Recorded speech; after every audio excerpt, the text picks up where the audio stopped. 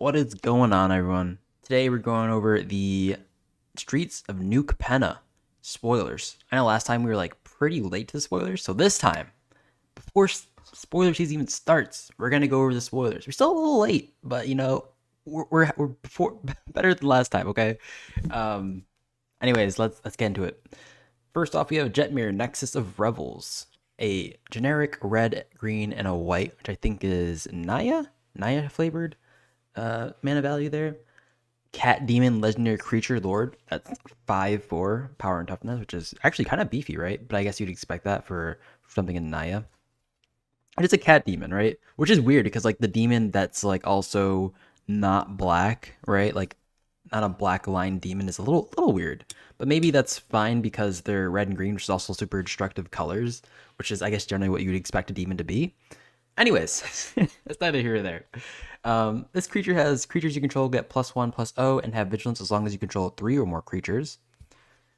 It also has creatures you control get +1/+0 and have trample as long as you control 6 or more creatures. It also has creatures you control also get +1/+0 and have double strike as long as you control 9 or more creatures. And it's also important to note that this is also including itself. So you can basically just sort of, assuming this is on the field, you sort of can just count that as 2, 5, 8 respective creatures per the ability. Which I think is like feels good, right? Like you should have 2 more creatures, and this also like blends pretty nicely if you're going with like a load the ground deck, right? Where you have like a 1 drop, a 2 drop, and then maybe if you have some ramper, I'm assuming you're playing green, you have some ramper you play us on turn 3, and that way they'll have vigilance. And assuming your 1 drop or 2 drop isn't like a mana tapper, you're just getting in for a sweet like extra 2+ damage, which is nice. Assuming you're playing red, you might get some haste. I think it'd be pretty nice that this goes pretty aggressive and also aggressive.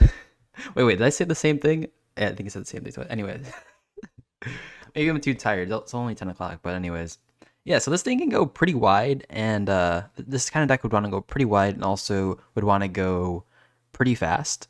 Assuming you overdevelop on the board pretty quickly, just take out your opponents, which is a good reason to, right? Because you get extra 6 damage if you align up the stars, right? You get the 9+ creatures, you get double strike also, which is going to be pretty nutty. Double strike, trample, and vigilance. People aren't going to want to be swinging in, especially if you have double strike and vigilance, which is pretty strong. And also the trample part is going to be pretty big. Like, say you have that many creatures, you just win, right? Is that like a count to 9, then you win the game sort of deck? I think so. I don't know how that would look though. I feel like you'd play like ETB destroy things, sort of utility creatures, and then maybe go with some hate bears as well with this kind of deck.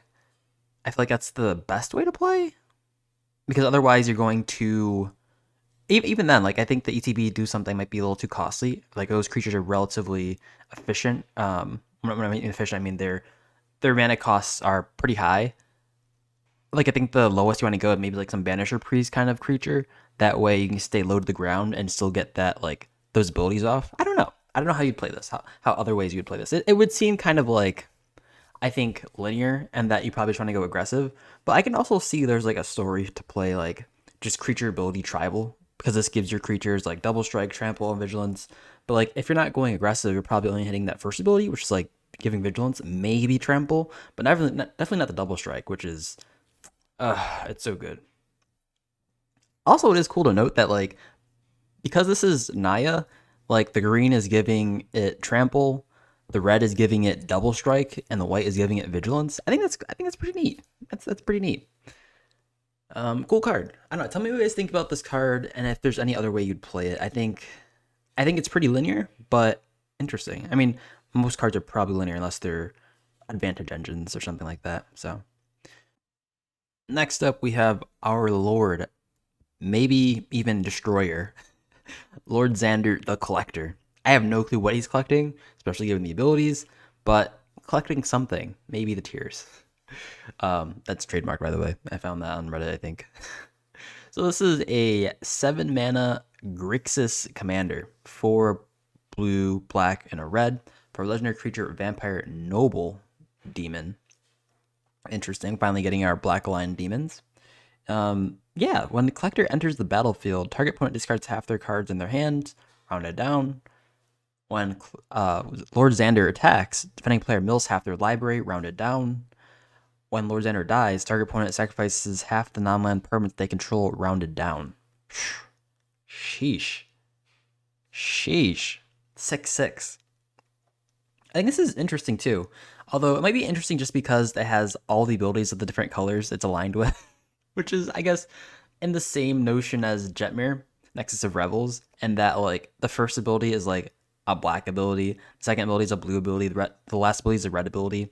Although I think because they didn't want to make it too strong, the last ability would have been like they like if it was pure red, like it probably would have been something like sacrifice permanents, just permanents, or like lands or something like that.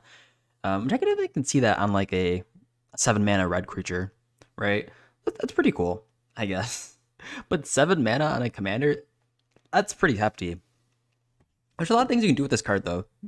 Being Grixis, like there's a whole bunch of shenanigans. You can do like blink triggers. So you can definitely have like the ETB, target opponent discards half their cards, round it down. Now it is half, so there is sort of a lower bound in how many cards they discard, and like you do get diminishing returns in that sense.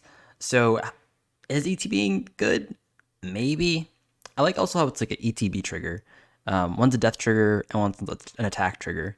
So like it's like pure black, blue, red. Even in the like the cases you cast it. not kind of like the abilities, right? Like the black trigger when it ETBs, that's like a blue like blue gives the ETBs, I guess. I guess it depends on the color, but like all colors can do these things. But like I like how, like attacking is red, right? People know that attacking is red. Dying is like a black thing. Maybe sometimes green, Golgari. There's not too many actually. There's not that many blue ETB creatures, are there? No, there is. There's a bunch. Yeah. So I think I was right. I think I was on there. But tell me if I'm wrong on there. But yeah, there's diminishing returns on the discard part of Lord Xander.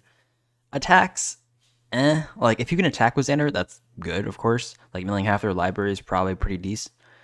But I don't know, unless you were going like some super aggro tribal with this. You want to get like there's the sweet fleet swallower thing. It's like a 6 mana fish in blue that does the same thing. This is more, of course, being more colors. But I don't think I've seen anyone ever win with that fleet swallower creature.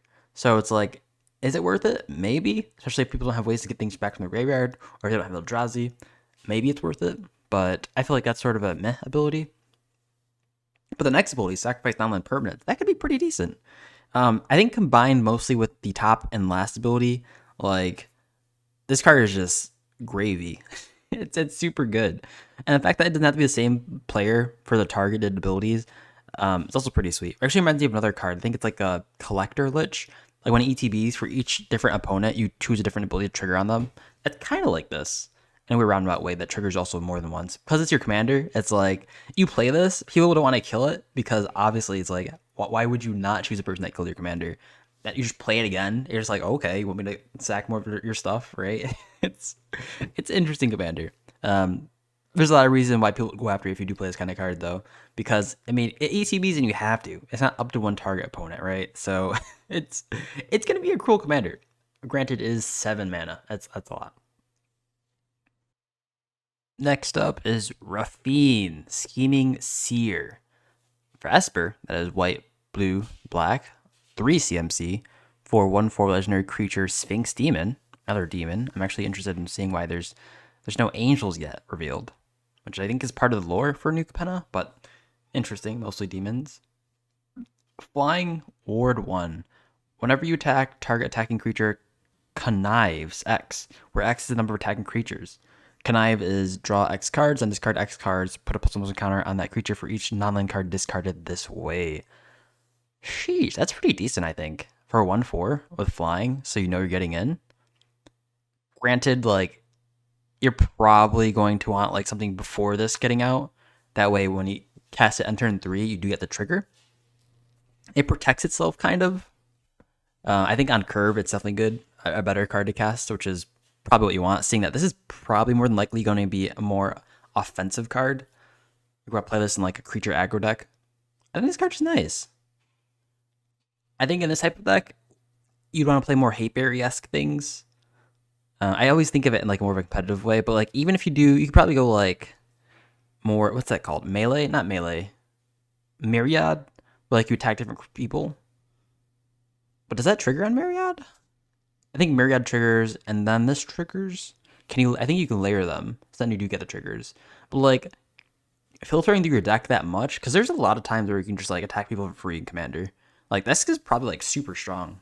It kind of reminds me of what's that called card? The black white bird, Brina. Brina, I think it is, the Demigod. This is kind of like that, and Brina can get really big. Also, this has the advantage of like not giving your opponents counters, or I guess card draw. But like this gives you card draw and card filter. Well, I guess card filter, not card draw, because you have to discard a card. But this gives you like card filter for like protection, assuming you're playing Esper, you can protect your creatures. But then also the added benefit of like making your creatures super strong.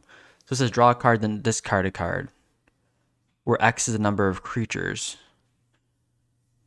attacking, right? Whenever you attack, target attacking creature.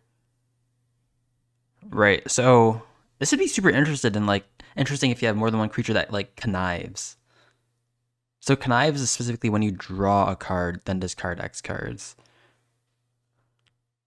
Or X number of creatures, right? Connive X. So you draw X. If you have like 10 creatures, you're drawing 10, then discarding 10. Then for each non-land card, you discard it this way. You put +1/+1. So maybe you have like 6 counters on a target creature that's attacking. I think that's pretty decent.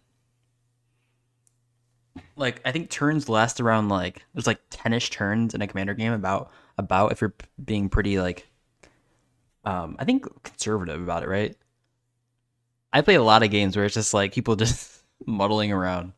Um that's a lot of card filter.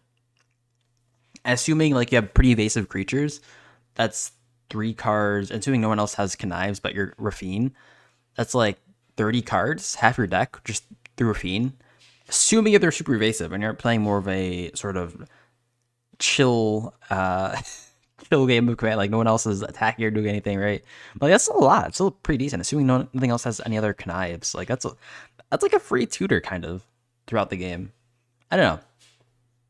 I imagine like the damage, getting damage in for like it's just attacking whenever you attack target attacking creature. So like getting damage in at planeswalkers is going to be a good way to like take advantage of this as well. If like you don't really want to go the health route, like this is just I think all decent card. But I don't know. Let me know what you guys think about this. Comment section below.